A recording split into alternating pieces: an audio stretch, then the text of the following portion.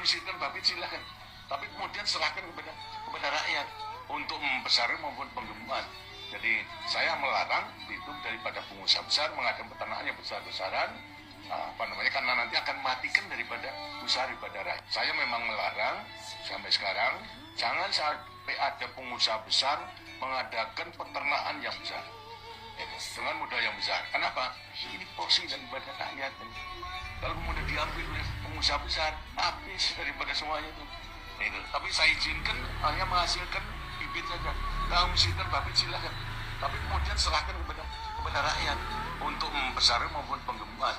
Jadi saya melarang itu daripada pengusaha besar mengadakan peternakan yang besar-besaran, karena nanti akan matikan daripada usaha daripada rakyat. Saya memang melarang. Assalamualaikum warahmatullahi wabarakatuh. Mari kita flashback ya, di eranya Presiden Soeharto. Ya. Salah satu kebijakannya yang sampai sekarang dirasakan adalah pembatasan bagi pengusaha terkait dengan ternak. Ya. Dulu tuh ternak ayam itu kebijakannya Pak Presiden itu nggak boleh perusahaan besar menguasai kaitannya dengan beternak tadi, misalkan ayam petelur. Ya. Sehingga dari sini kebijakan yang dikeluarkan oleh Presiden kala itu memberikan peluang kepada rakyat kecil, ya, agar punya peluang dengan adanya satu peluang tersebut. Nah, kami mengacu dari situ, ya, semoga aja di era Prabowo ini, ya, ada satu kebijakan yang sampai dirasakan betul bagi rakyat kecil, ya, dan mensolusikan permasalahan rakyat kecil. Salah satu contoh, ya, kami di Bandung ini ya memang masih belum banyaklah di saat informasi yang masuk di saya, ya, tapi saya sudah ada beberapa informasi, ya. Jadi banyak, ya, janda-janda tidak berani nikah ataupun duda-duda tidak berani nikah, ya, karena apa? Kembali lagi faktor ekonomi. Sekarang duda nggak berani nikah karena apa? Gampangnya peluang kerjaan sekarang ini begitu sempitnya. Begitu juga para janda, ya. Otomatis di saat janda tadi misalkan mau menikah dengan duda yang mungkin tidak punya penghasilan yang jelas, mending sendiri.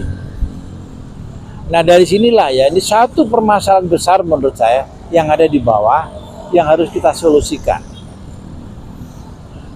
Kembali lagi di era Pak Harto tadi, ya, membatasi, ya, pengusaha tadi terkait dengan peluang usaha yang bisa dikerjakan oleh rakyat, diberikan peluang sebesar-besarnya untuk rakyat, pengusaha dibatasi. Nah, berkiblat dari itu, besar harapan kami, ya, sekarang ini, ya, jadi masyarakat ini terkait dengan UMKM ini sudah banyak yang bikin produk.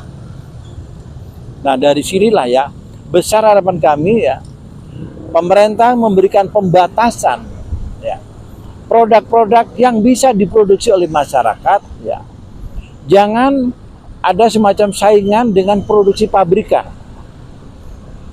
Dari sini kebijakan yang harus diambil adalah pembatasan, ya. Bagaimana pengusaha-pengusaha tadi dibatasi jangan memproduksi makanan minuman di bawah 10.000. Nah, di saat pemerintah betul-betul membatasi itu, akhirnya masyarakat ini banyak potensi peluang pekerjaan, ya. Dari situlah besar harapan kami di saat ada program bagaimana pengentasan kemiskinan tadi betul-betul terentaskan. Karena apa? Kesiapan pasar yang disiapkan oleh pemerintah sehingga masyarakat berani mengawali sebuah usaha. Begitu juga kaitannya dengan bagaimana menghapus terkait dengan masyarakat yang terlilit bank emok.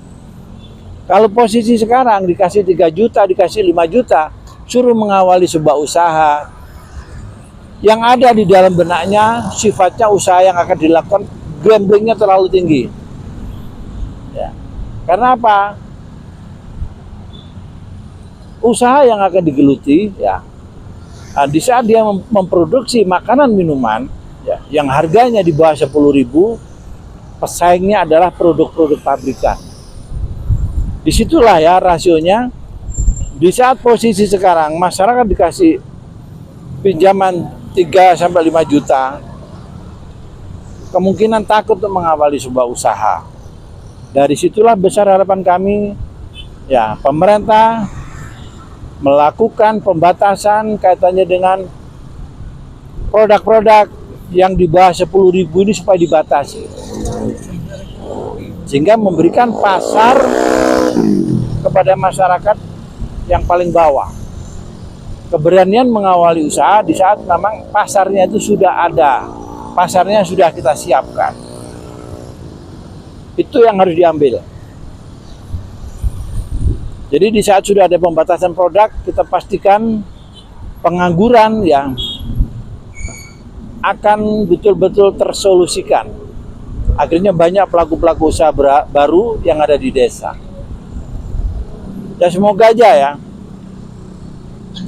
apa yang pernah dilakukan Pak Harto kaitannya dengan pembatasan pengusaha untuk tidak menguasai salah satu usaha yang bisa dijalankan oleh rakyat, begitu juga di era Prabowo ini ya, memberikan pembatasan kepada pabrik-pabrik ya untuk tidak memproduksi makanan minuman di bawah 10.000. Ya, jadi biar masyarakat punya pasar. Oke, itu yang bisa kami informasikan dari pertigaan Lanut Sulaiman, saya di Bandung,